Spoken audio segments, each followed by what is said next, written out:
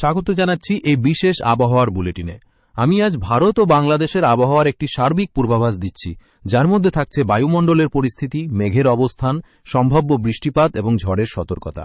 আবহাওয়াবিদদের মতে রাজস্থান থেকে বাংলাদেশ হয়ে আসাম পর্যন্ত একটি সক্রিয় মৌসুমী অক্ষরেখা অবস্থান করায় এই অঞ্চলে ব্যাপক মেঘলা আকাশ ও বৃষ্টিপাত দেখা যাচ্ছে।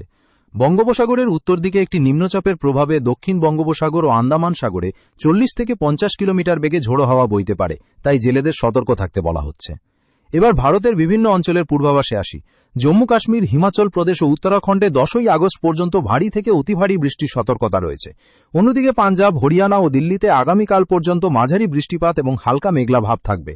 অসম, মেঘালয় এবং উপহিমালয় সংলগ্ন পশ্চিমবঙ্গে 10ই আগস্ট পর্যন্ত 100 থেকে 200 মিলিমিটার পর্যন্ত ভারী বৃষ্টির সম্ভাবনা রয়েছে।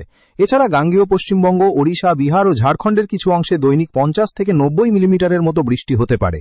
এবার আসা যাক বাংলাদেশের কথায়। আগামী 8ই আগস্ট পর্যন্ত সেখানে সক্রিয় বর্ষাপ্রবাহ থাকবে। সিলেট, চট্টগ্রাম, কক্সবাজার ও নেত্রকোনায় কিছু জায়গায় 70 থেকে 100 মিলিলিটার পর্যন্ত বৃষ্টিপাত হতে পারে। তবে 8ই আগস্টের পর বৃষ্টির প্রবণতা খানিকটা কমতে পারে, যদিও উত্তর অঞ্চলের বিভাগগুলোতে হালকা বৃষ্টিপাত বজায় থাকবে। এই সময় সিলেট এবং আশপাশের পাহাড়ি এলাকায় স্থানীয় বন্যা ও ধসের ঝুঁকি থাকবে, তাই উপকূলীয় অঞ্চল ও নদী তীরবর্তী এলাকার বাসিন্দাদের সতর্ক থাকার পরামর্শ দেওয়া হচ্ছে।